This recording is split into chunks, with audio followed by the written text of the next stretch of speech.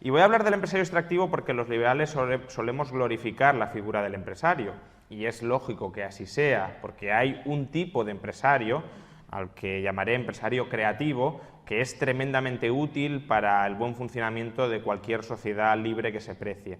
Pero hay otro tipo de empresario, el empresario extractivo, que lejos de ser positivo, lejos de contribuir a la prosperidad de la sociedad, tiende a socavar las bases de su bienestar material y tiende también a corromperla moralmente.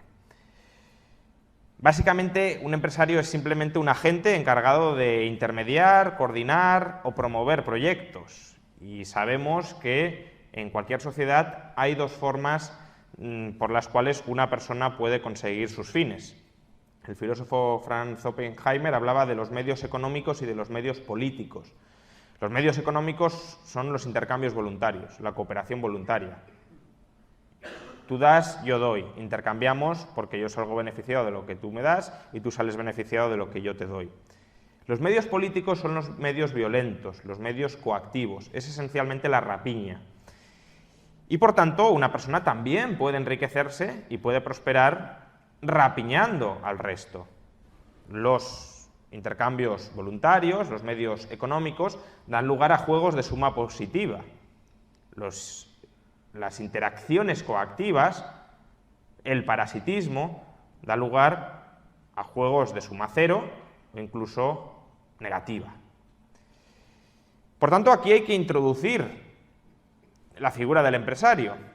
Si el empresario se dirige a participar en intercambios voluntarios, si el empresario participa en esos juegos de suma positiva, utiliza medios voluntarios, es decir, se dedica a contratar voluntariamente a gente a la que le paga una renta que esa gente acepta para venderle, para alquilarle su tiempo de trabajo, y ese tiempo de trabajo o esos medios materiales que el empresario compra es capaz de transformarlos, incorporando valor añadido y venderlos a unos consumidores que valoran más el producto final que cada una de las partes que compró el empresario, ese empresario obtendrá beneficios, y esos beneficios serán el reflejo de que ha coordinado adecuadamente a las dos partes de la cadena, ha coordinado adecuadamente a los factores productivos, trabajadores, terratenientes, otros empresarios de bienes intermedios, les ha aportado suficiente valor para que esos factores productivos acepten participar en ese proceso,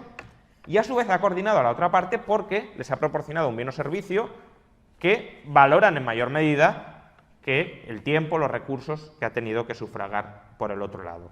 Por tanto, el beneficio obtenido en condiciones de cooperación, de intercambio, de relaciones voluntarias, es la ilustración, es la muestra de que todas las partes que han participado en la operación salen beneficiadas. Y el empresario creativo se lleva la recompensa por ser el coordinador, el engranaje, que pone en contacto a todas esas partes y las conduce a obtener un beneficio. Pero el empresario, como promotor, coordinador, impulsor, también puede participar o también se puede dirigir a efectuar o a participar en los medios políticos. Es decir, se puede convertir en un organizador de la rapiña, en lo que vendría a ser una mafia. Organizamos un grupo, ¿para qué? No para proporcionar a los demás los bienes y servicios que desean los demás en cooperación o en coordinación con otras personas que han decidido voluntariamente juntarse con nosotros para producir esos bienes que les ofrecemos voluntariamente a los demás, sino nos organizamos una banda de criminales para robar, expoliar, esclavizar a los demás. Esos son los medios políticos a los que también puede recurrir un empresario. Como digo, el empresario que recurre a los medios políticos vendría a ser la mafia o, llamémosle, empresario extractivo. Un empresario que se dedica a parasitar al resto de la sociedad. Y en su manera más tosca, que es directamente, pues eso, montar la mafia y asentarte en un sitio y empezar a, como si tuvieras un ganado, a exprimir el ganado, a ordeñar el ganado, pues esa parte de coordinación de la rapiña también tiene su arte, también tiene su dificultad, porque has de evitar que las ovejas se te rebelen, o que se mueran demasiadas ovejas, o que sobreexplotes las ovejas, o que como las estás robando pierdan los incentivos a trabajar y por tanto tengas que promover una cultura estajanovista para conseguir que sigan produciendo y produciendo aunque tú los vayas a expoliar. Es decir, el esclavismo, la economía de rapiña, tiene también su economía. Es una economía absolutamente inmoral, absolutamente criticable, absolutamente repudiable, pero tiene su arte y su ciencia que puede ser objeto de estudio, pero evidentemente para atacar y criticar directamente. Hoy, por fortuna, este empresario extractivo tan chusco, pues no tiene una gran aceptación social. Es decir, no hay empresarios que se dediquen directamente a esclavizar a otros empresarios, a otros trabajadores, no hay empresarios que vayan puerta por puerta robando a la sociedad, en esencia porque, por fortuna, la sociedad ya ha interiorizado ciertos valores liberales de igualdad ante la ley, de libertad como prioridad o derecho prioritario, es verdad que muy matizado, pero en general la sociedad no admite que otra persona vaya puerta por puerta robando a los demás o que una persona se convierta en propietario de otra persona. Pero justamente porque la sociedad ha interiorizado el rechazo a este tipo de parasitismo empresarial, de parasitismo social, el empresario extractivo ha tenido que sofisticar la forma de desplegar ese parasitismo, ha tenido que sofisticar la forma de desplegar esa extracción. ¿Y cómo lo ha hecho? Pues parasitando a través de un entramado que sí tiene legitimidad social para parasitar a la sociedad, que es el Estado. El Estado es un ente con autoridad política, entendiendo autoridad política como la manera para comportarse de formas en las que a los demás no se nos está permitido comportarnos. El señor Montoro, por ser ministro de Hacienda, no por ser Montoro, sino por ser ministro de Hacienda, es decir, por ocupar una posición dentro del Estado, está legitimado para robarnos en cada transacción que realicemos un 21% del precio de esa transacción. O está legitimado a mes retenernos una parte de nuestro salario, o está legitimado a todos los meses de junio completar la mordida que no ha podido completar durante el resto del año para ingresar más dinero a su hacienda particular o a la hacienda del Estado, que es la que él maneja y sobre la que él dispone. De hecho, está tan legitimado que, como decía antes Fernando, si alguien osa rebelarse contra esa potestad, contra esa prerrogativa de Montoro, va directo, a través de varios juicios, etcétera, pero puede ir directo a la cárcel.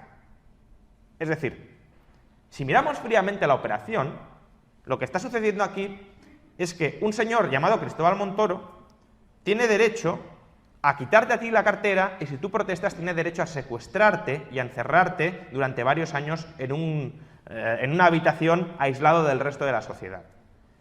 Esto que en frío parece aberrante es lo que el Estado consigue legitimar, porque el Estado, como se ha convertido en una especie de la encarnación de la voluntad popular que se ubica por encima de la libertad particular de cada persona, tiene esa hiperlegitimidad para comportarse de maneras distintas a las del resto de las personas.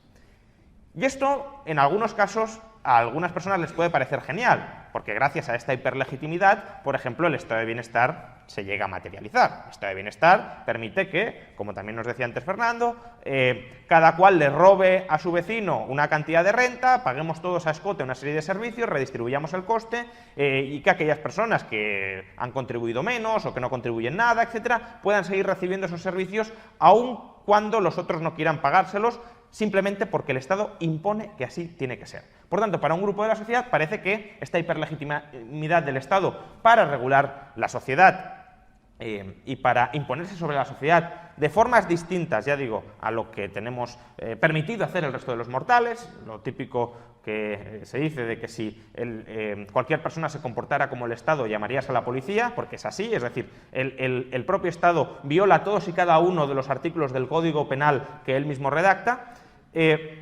Esa hiperlegitimidad del Estado es un arma de doble filo porque también puede ser instrumentada por el empresario de tipo extractivo. Entonces, la hiperlegitimidad del Estado actual, la autoridad política del Estado, es instrumentada por el empresario extractivo para seguir parasitando a la sociedad. si hoy el empresario extractivo no puede parasitar a la sociedad directamente, no puede esclavizar, no puede robar, no puede cometer delitos en sociedad, sí está legitimado a cometer esos delitos a través del Estado, de manera más disimulada, camuflada, pero en definitiva a través del Estado. Y es aquí donde aparecen los famosos rent seekers, los famosos cazadores de rentas, es decir, individuos que se especializan no en proporcionar bienes y servicios que valoran los ciudadanos contratando y negociando con otros factores que pueden contribuir a producir esos bienes y servicios, no.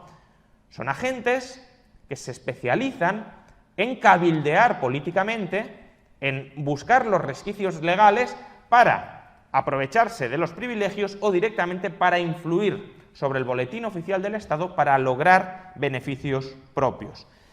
Beneficios como, por ejemplo, subvenciones estatales, licencias, es decir, solo tú puedes desempeñar este negocio, otros agentes que no tengan esta licencia no pueden entrar en esta industria, regulaciones que sin ser licencias de facto cierran el mercado. Por ejemplo, es necesario que para proveer este bien o servicio se haga en estas condiciones exactas que casualmente solo las pueden cumplir ahora mismo 2 o 3 grandes empresas asentadas. De manera que todas las restantes que podrían proporcionar servicios más o menos análogos, como no se someten a estas regulaciones supuestamente hipergarantistas, que en realidad son barreras de entrada para nuevos entrantes en el mercado, todos esos quedan excluidos y el mercado se les queda reducido a un cortijito de aquellos que han conseguido imponer esa normativa a través del Estado. O también avales. Si yo quiebro, me rescatas. Garantías implícitas para que yo pueda acceder a los mercados financieros en mejores condiciones de financiación.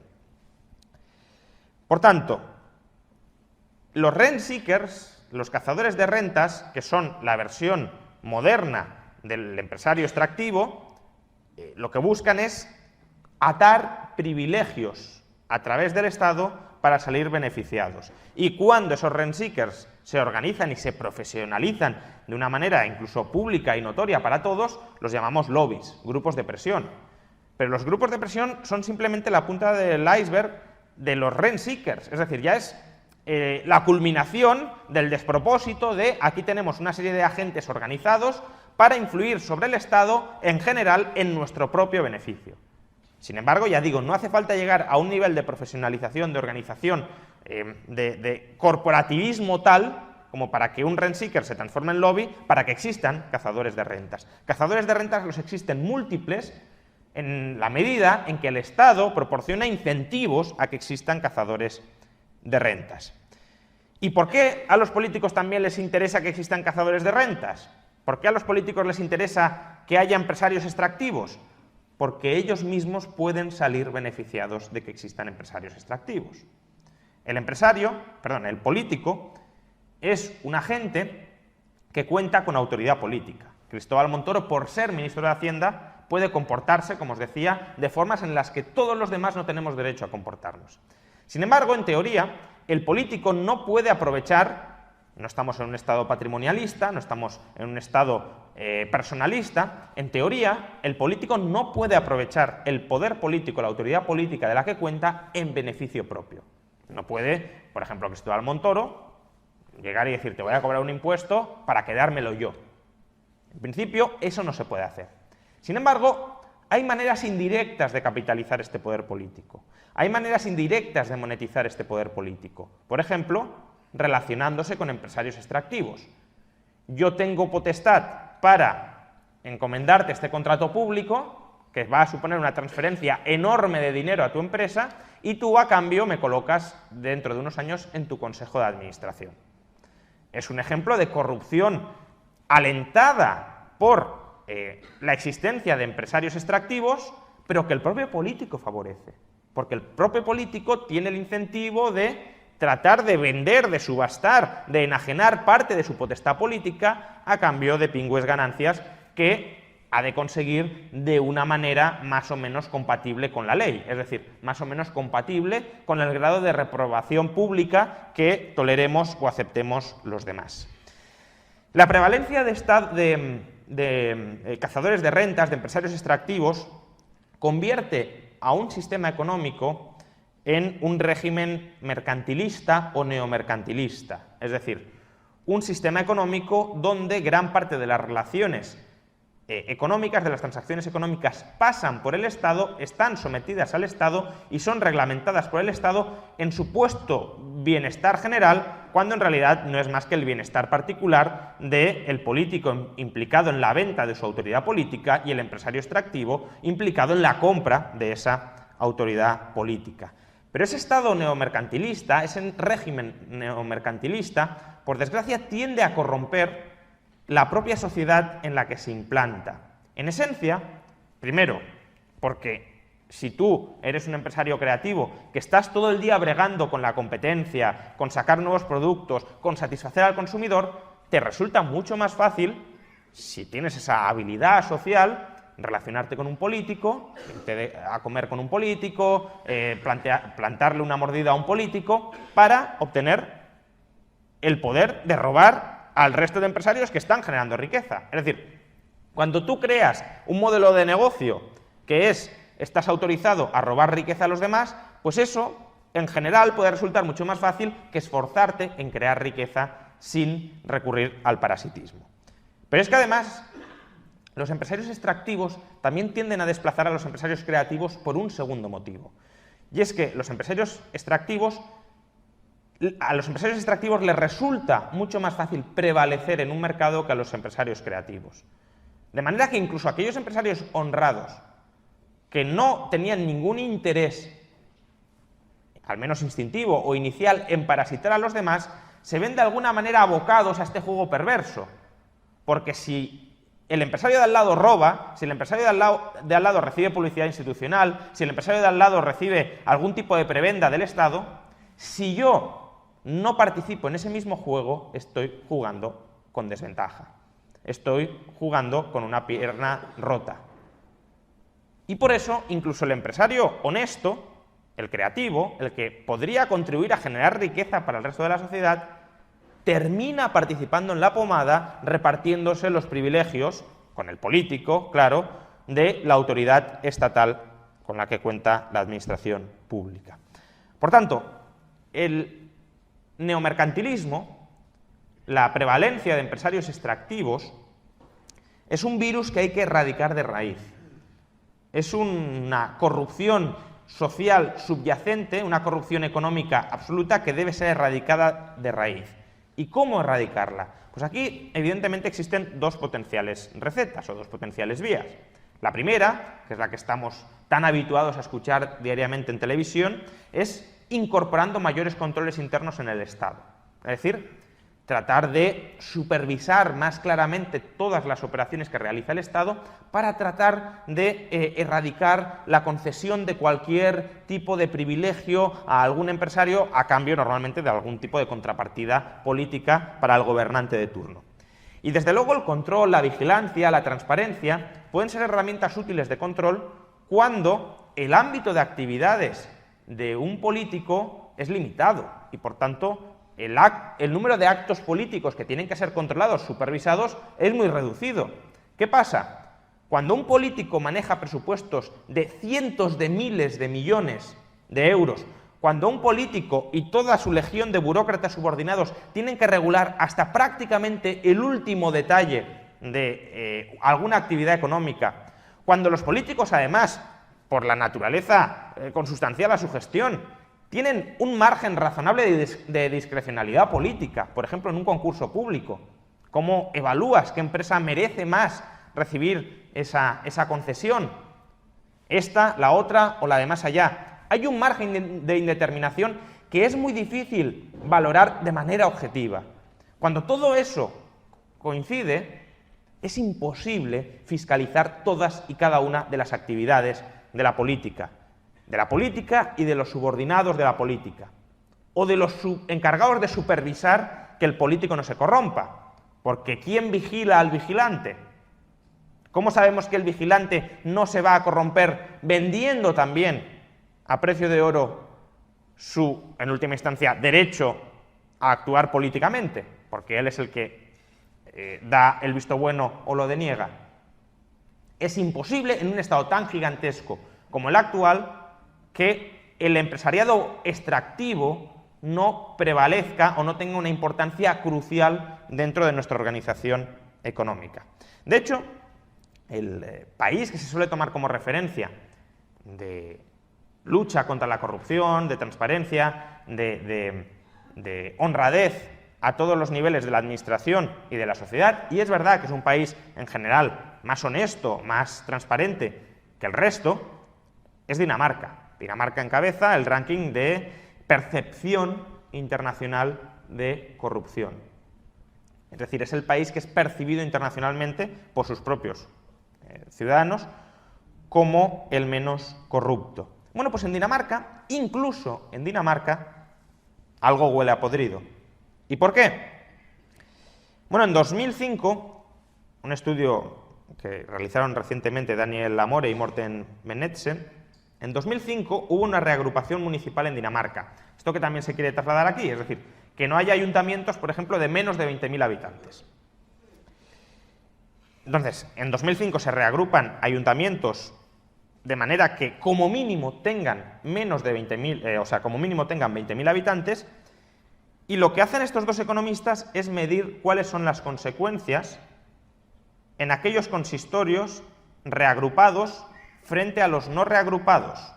Es decir, una vez se reagrupan los municipios, evidentemente el municipio nuevo tiene mayor tamaño, maneja mayor presupuesto, tiene mayor capacidad para otorgar nuevos contratos, nuevas licencias, concesiones, etc. Bueno, lo que descubren estos economistas es que aquellas empresas con conexiones con políticos reelegidos después de la reagrupación municipal, en los años posteriores duplican sus beneficios.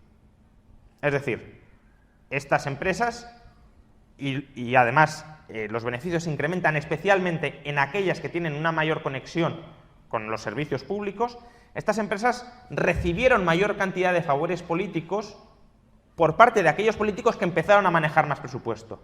En principio no tendría por qué haber sido así.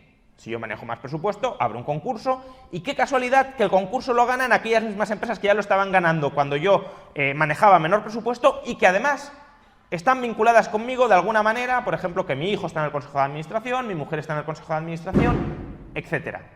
Es decir, incluso en Dinamarca hay una corrupción institucionalizada que no es nada transparente, porque esto es un hallazgo que se descubre simplemente mirando dos series, y es, vamos a controlar, vamos a establecer una variable de control sobre ayuntamientos reagrupados con políticos reelectos y vamos a ver cómo evolucionan los beneficios de esas empresas que tienen conexión con esos políticos. Pero no hay un control caso por caso. Es una evidencia agregada de que algo, como decía, huele a podrido, pero nada más. No es posible juzgar este político aquí se ha corrompido al darle este contrato a esta empresa.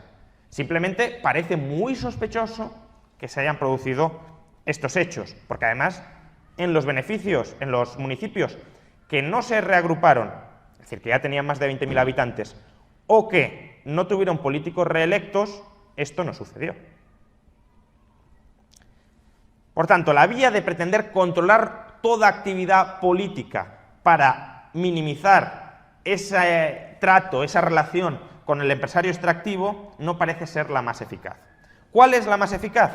Deslegitimar la actuación del Estado en todos los ámbitos posibles. Es decir, que el Estado no esté legitimado ni para otorgar contratos públicos, ni para otorgar concesiones, ni para gastar, ni para regular un sector.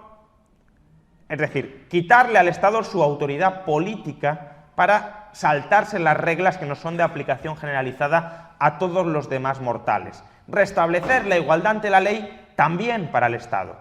El Estado no está por encima de la ley. El Estado es un súbdito de la ley y los políticos deben ser súbditos de la ley. Y por tanto, el político no puede otorgar privilegios de ningún tipo a nadie. Y si no puede hacerlo, no habrá margen para que surjan empresarios políticos que intenten llegar a un intercambio, llegar a una compra-venta de esos privilegios políticos a cambio de corromper al político de turno. Por tanto, tenemos que mostrar que el Estado hiperlegitimado actual, el Estado intervencionista actual, es el instrumento imprescindible del parasitismo empresarial, es decir, del peor tipo de empresarios posibles para seguir parasitando al resto de la sociedad. Tenemos que demostrar que el Estado es indispensable para que estos empresarios mafiosos o semimafiosos sigan medrando detrás de una cortina de humo, tras la capa protectora de ese Estado hiperlegitimado. Por eso, en contra de lo que suele decirse, el IBEX 35 o las grandes empresas no son nada partidarias de un sistema liberal. Las grandes empresas lo que quieren es que se les mantenga el cortijo que han obtenido a través de sus chanchullos y de sus negociaciones con los políticos de turno. Quizá se opongan a que el Estado crezca, sobre todo si eso acarrea que van a tener que pagar más impuestos.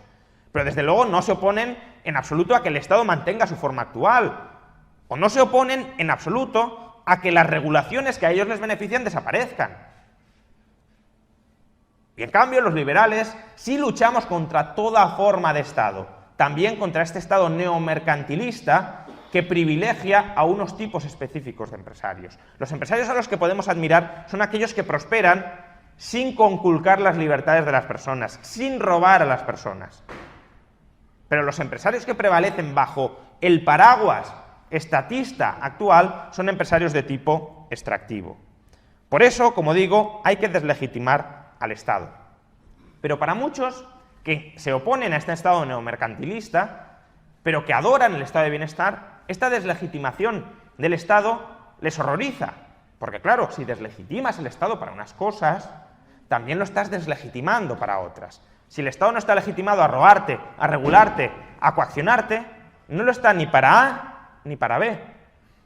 Si el Estado no puede quitarte tu dinero para construir una carretera que construirá una constructora que se va a lucrar precisamente con tu dinero, el Estado tampoco está legitimado para quitarte el dinero y pagar una determinada educación que tú no quieres consumir, porque prefieres que te la proporcione, que te la suministre otro proveedor. Por eso, aunque hay mucha retórica contra la casta empresarial, la oligarquía empresarial, en el fondo lo que se está planteando es simplemente una sustitución de la oligarquía empresarial. Quitar a los empresarios que no son afectos al nuevo régimen que yo quiero imponer para que otros empresarios inexorablemente terminen ocupando ese poder, ese puesto de empresarios extractivos.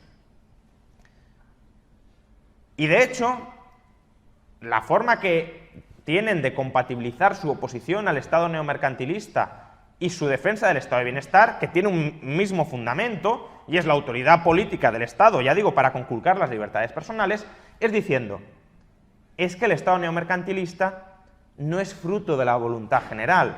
Tenemos que restablecer una democracia que sea verdaderamente expresión de la voluntad general para que esa democracia rechace el Estado neomercantilista y se limite a implantar un estado de bienestar. O dicho de otra manera, lo que están diciendo es, efectivamente el Estado está legitimado para conculcar las libertades de las personas, pero si colocamos el Estado bajo el control de los buenos, bajo el control de la gente, bajo el control del pueblo, el resultado que arrojará será coacción buena, coacción del estado de bienestar, no coacción mala, no coacción del Estado clientelar o del Estado neomercantilista. Y desde luego podría darse el caso. De hecho, por ejemplo, en los países nórdicos es verdad que han conseguido arrinconar, al menos en mayor medida que aquí, este Estado neomercantilista y también otras derivaciones como el Estado clientelar del que ha hablado Fernando. Pero también es cierto que precisamente como resistencia a su progresiva marginación o eliminación, el Estado neomercantilista tiene muchas formas de perdurar incluso en una democracia absolutamente expresiva de la voluntad popular. Por ejemplo, repartiendo privilegios al conjunto de la sociedad. Así es como el Estado neomercantilista adopta políticas de tipo gremialista, es decir, cómo extiende los gremios, que son simplemente parcelitas de mercado, troceadas y empaquetadas para empresarios concretos y determinados. De hecho, el gremialismo va normalmente de la mano del mercantilismo. Los dos convivieron y los dos, por cierto, fueron reivindicados y fueron incorporados a su ideario por la versión más sofisticada y más visible de este Estado neomercantilista, que era el fascismo corporativista. Los dos instrumentos, la conciliación y el diálogo con las grandes empresas y la concertación con las grandes empresas, de la mano del gremialismo de los pequeños sectores para asegurarles su parcela de actividad económica en cooperación con otras parcelas de actividad económica.